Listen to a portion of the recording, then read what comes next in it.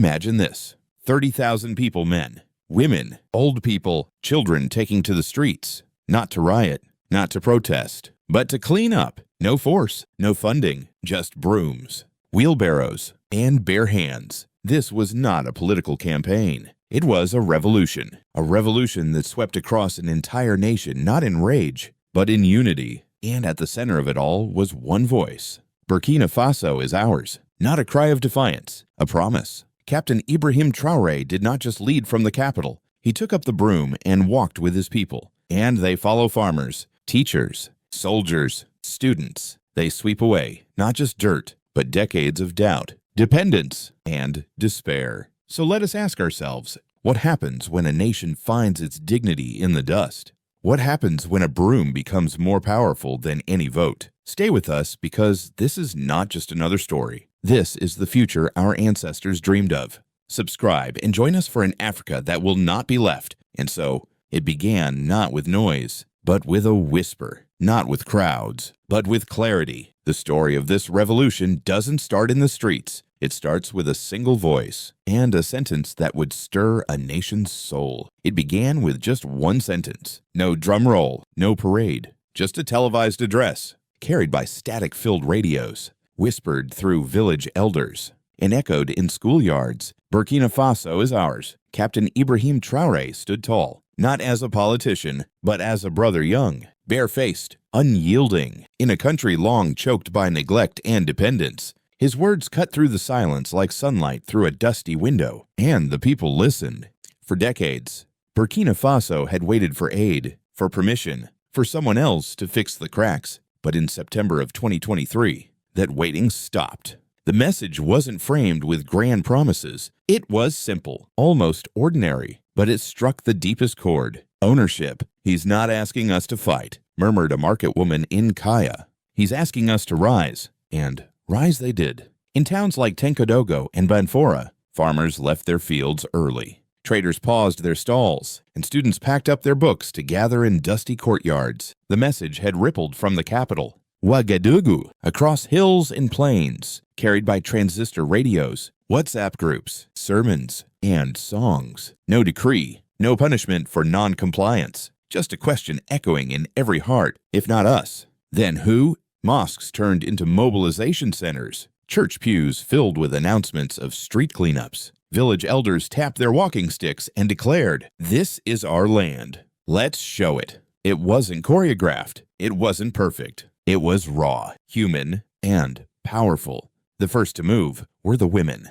In Bobo Dioulasso, matriarchs stood outside their homes at dawn, brooms in hand. They didn't wait for help. They swept. They instructed. They led. "You see that girl," said a local imam, pointing at a teenager filling sandbags. "She never picked up a broom before. Today, she's leading the boys." Then came the youth, restless, curious, eager. They formed cleanup crews, painting school walls, unclogging drains, and laughing in the process. Some called it a festival. Others called it a revolution. The army didn't sit back either. Off-duty soldiers stepped into the streets not to guard, but to serve. Camouflaged uniforms worked side by side with children in sandals. In the town of Ouagadougou, one soldier lifted a garbage bag and said, "This is national defense too." Radio hosts dedicated their entire shows to community reports. Who cleaned the most today became a popular call-in segment. Songs were written, poems recited, and every corner of the country echoed with one refrain: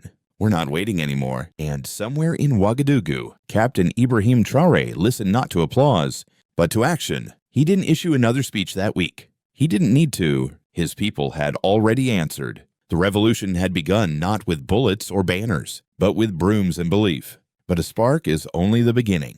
The true miracle happens when that spark becomes a flame, when words turn to will and will becomes movement. What came next was not symbolic. It was physical, sweaty, unrelenting. A nation didn't just hear the call, it answered. By the second day, something unimaginable was unfolding. From the dusty alleys of Po to the sun-baked streets of Fada and Gourma, an entire nation had risen not with fists, but with cleaning tools. It started as a wave and became a tide. Children, barely tall enough to hold rakes, joined grandmothers with bent backs. Soldiers gave up their weekends. Bus drivers parked their vehicles and picked up wheelbarrows instead. And for 7 straight days, the rhythm of Burkina Faso was not dictated by traffic or politics, but by the soft, persistent scrape of brooms on concrete everywhere you turned. There was movement. In the capital, Ouagadougou, crowds flowed through the streets like parades. They didn't chant slogans or demand policy changes. They picked up trash, painted walls, and planted trees. "We're not protesting," one teenager said, wiping sweat from his brow. "We're preparing our house." In smaller towns, where resources were few and municipal services barely functioned, the transformation was even more dramatic. Years of neglect were peeled away layer by layer with each bag of garbage removed. In Gawa, local youth cleared out a stagnant canal that had been home to mosquitoes and disease for a decade. "No one from the ministry ever came," said one elder, "but our boys did." Marketplaces that once smelled of decay now smelled of soap. Schools once marked by grime now sparkled with fresh coats of paint. Hospital courtyards, long forgotten, were swept clean by community volunteers including nurses, janitors, and the very patients they served. Every hour of those 7 days, something changed. And it wasn't just the streets. It was the way people looked at each other. A stranger offering you gloves. A boy helping an elder carry a trash bag. A soldier bowing his head before a grandmother who had cleaned 4 hours straight without pause. There were no orders, no paychecks, no cameras, just a quiet, mutual understanding.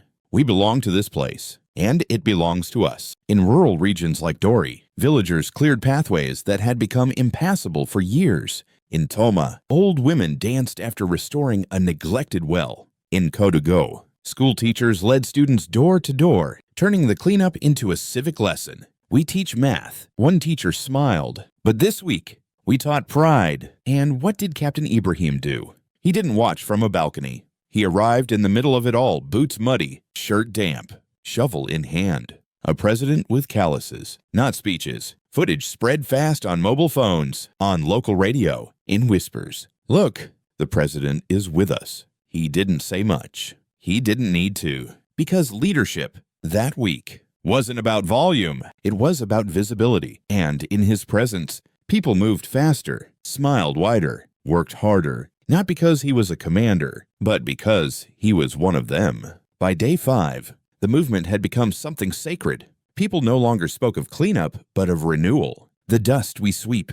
A pastor preached in a town square is not just from our roads, it's from our past. And as the 7th day approached, communities weren't winding down. They were preparing to continue without being asked.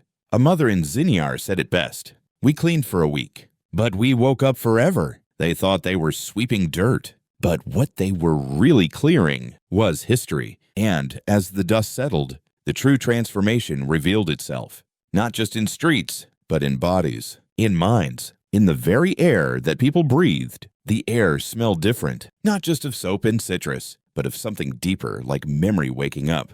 It was the scent of dignity returning home, as the dust settled and the brooms were put down. The first signs of impact emerged not in speeches or numbers, but in breath. In the breath of children who no longer coughed through morning classes, in the breath of elders who walked newly cleared alleys with ease. Public health workers saw what governments often miss. In Ouagadougou's public hospital, cases of diarrhea and cholera dropped within days. "We thought the data was wrong," said a nurse. But no, it was the streets that changed. Doctors no longer waded through filth to reach clinics. In Bobo Dioulasso, the main maternity ward was cleaned and disinfected by volunteers before dawn. The smell of bleach replaced the stench of neglect. New mothers felt safe. Newborns slept easier. Out in the provinces, something else was happening. Water returned. In Fada, a village well long covered in debris was cleared. In Dedougou, an entire community restored a broken pump with scrap metal and determination. For the first time in years, clean water flowed where sickness once lived. People cried, not from sadness, but from relief. One woman, holding her child near a reopened fountain, whispered, "This is what hope tastes like." But perhaps the most profound change was in the faces. They shined not with sweat, but with ownership. This was theirs. They had built it. They had cleaned it. They would protect it. Village elders who had seen decades of decay stood at the edges of revitalized squares and said, I've waited 50 years to see this. In classrooms, teachers asked students to write about their experiences. The essays poured in stories of pride, of teamwork, of seeing their towns with new eyes. One child wrote, "I thought the president was only on TV, but I saw him sweeping near my house. He waved at me." It wasn't just an environmental shift. It was psychological, cultural, almost spiritual. Mosques held special prayers of thanks. Churches rang their bells not for mass, but for mobilization. Traditional shrines were cleaned with the same reverence given to sacred objects. Religious leaders began calling the movement a national baptism. They weren't wrong, because in sweeping the ground, the people were lifting themselves. Women sang while they worked new songs, ancient rhythms. Their voices echoed through the markets and the valleys. Children danced without music. The soil felt proud beneath their feet. One man in a wheelchair led a cleaning brigade in his neighborhood. When asked why, he smiled and said, "I can't walk, but I can still lift a broom, and this land belongs to me too." Stories like his multiplied, and as the world began to watch through clips, through whispers, through wonder, one question rose louder than any headline. If the people of Burkina Faso can do this with nothing but will, what's stopping the rest of us? If you believe this is what Africa needed all along, say amen in the comments below. Because change doesn't start with money, it starts with belief. And in Burkina Faso, that belief is now sweeping across generations one breath, one broom, one brother at a time. Hope, like wind, doesn't stay still, it carries. And what began as a local act of unity soon echoed far beyond the red soil of Burkina Faso. The world was watching now, and the continent began to listen. It didn't take long for the world to notice. At first, it was whispers from border towns. Then came visitors officials from Ghana, Mali, and Niger stepping off dusty buses and into freshly cleaned courtyards, not as diplomats, but as witnesses. What is happening here? They asked. The answer was simple. People, brooms, unity. The sanitation revolution had become Burkina Faso's most powerful export, not in trucks or barrels, but in spirit. In Tamale, Ghana, radio hosts opened their segments with songs recorded by Burkina Faso volunteers. In Bamako, Malian youth groups posted photos with captions, "If they did it, we can too." And in Niamey, a delegation from Niger requested a formal briefing, not on defense, not on trade, but on community mobilization. They had come to learn how a nation with one of the lowest GDPs in the region had achieved something international NGOs had struggled with for decades. It's not about tools. One Burkina Faso elder explained, it's about trust. Between neighbors, between leaders and people, between today and tomorrow. Across the continent, public health experts and development specialists watched the footage in awe. A low-cost, high-impact initiative driven entirely by citizens, no consultants, no donor meetings, no Western oversight. The United Nations dispatched observers. Their preliminary report used words rarely heard in the halls of international bureaucracy. Inspiring, scalable, culturally embedded. Suddenly, Burkina Faso, a country long dismissed as unstable, poor, forgettable, was being held up as a model. And yet, inside the country, the response remained humble. "We didn't do this for attention," said a teacher in Manga. "We did this because our children deserve clean schools." But recognition matters. For decades, African nations have been painted in headlines of disease, and poverty. And here was a story not of crisis, but of capacity. And who led it? Not the World Bank, not the IMF, not even foreign-trained technocrats. The people did. And at the center stood a young leader who didn't hide behind military protocol or polished speeches. Captain Ibrahim Traoré. He wasn't a celebrity. He wasn't perfect, but he was present. In the streets, in the sweat, in the silence between actions, and his leadership, seen through cell phone videos and shared by elders on benches and children on TikTok, became a beacon far beyond Burkina Faso. A hashtag trended briefly in Senegal, "Clean with Courage." In Côte d'Ivoire, university students debated whether their own leaders would ever lift a broom. And quietly, in policy rooms across West Africa, ministers began rethinking what mobilization really means. Burkina Faso hadn't just cleaned its streets, it had scrubbed the narrative of what African resilience looks like. Burkina Faso latest news wasn't a report of conflict this time. It was footage of women singing as they swept, It was a boy using a broken bucket as a drum in a cleanup parade. It was soldiers removing garbage not with force, but with joy. And when asked if this could be replicated elsewhere, a Burkina Faso woman in Kupela said, "Of course it can, but only if you stop waiting for someone else to lead." But revolutions fade unless they are made ritual. Captain Ibrahim knew this wasn't just about 1 week. It had to become how the nation breathed. And so, what was once extraordinary became ordinary. Monthly, national, unshakable. When the 7 days ended, no one wanted to stop. The streets were clean, yes, but more than that, something sacred had awakened. A rhythm, a resolve, a shared heartbeat. Captain Ibrahim Traoré saw it. He stood once more before the nation, not with celebration, but with a challenge. "We have swept the dust of yesterday," he said. "Now let us keep it from returning." And with that, he announced a decision that would embed this movement deep into the fabric of Burkina Faso: the creation of a national monthly cleanup day. Once every month, on the same day, every town, village, and neighborhood would pause, not for rest, not for ceremony, but for action. From the north near Djibo to the southern farmlands of Palma, it would be a new ritual, a nation renewing itself together. It was more than policy, it was cultural rebirth. In Zorgo, children began painting murals of brooms as symbols of unity. In Koudougou, drummers composed rhythms for Sanitation Day, blending tradition with purpose. In markets across the land, vendors hung signs not advertising discounts, but reading, "Clean hands, clean hearts, clean future." And from the pulpit to the mosque, leaders framed this day not as civic duty, but as divine honor. "This is sacred." One imam proclaimed, "When we clean the ground, we prepare it for blessing." Church choirs sang new hymns about unity. Traditional priests led libations not for rain, but for resolve. Even funeral rites included thanks for a cleaner world left behind. Women, once again, stood at the center. They organized rosters, gathered supplies, trained their daughters.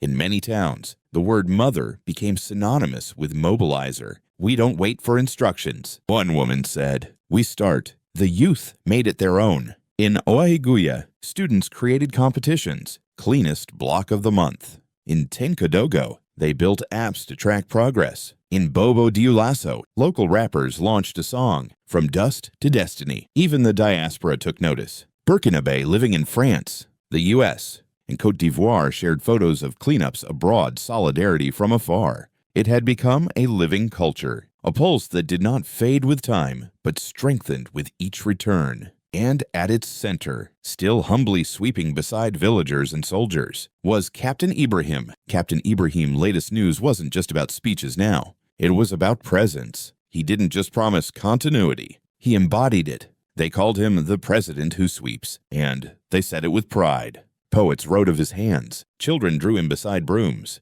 Elders compared him to Sankara, but said, "This one we walk beside." And so, what began as 7 days in September became a calendar, a classroom, a culture. Burkina Faso, once dismissed in headlines, now held up as a model of self-renewal. A land where revolutions didn't need rifles, just conviction and a broom. 7 days swept the surface, but the legacy, that will last generations. Because this wasn't just cleanup. It was cleansing of fear, of dependency, of despair. And in the echo of brooms, a new anthem was born. And when it was done, when the last wheelbarrow had been emptied, the final sweep swept, and the air fell silent. The people of Burkina Faso stood taller. They hadn't built skyscrapers. They hadn't launched satellites. But they had done something far rarer. They had remembered who they were. In his closing address at the end of that sacred week, Captain Ibrahim Traoré said, "We may not have all the riches of the world, but we have hands to work, hearts to care, and hope to dream. That is more than enough to transform our nation." And the people believed him because they had seen it for themselves. The sanitation revolution wasn't just about trash.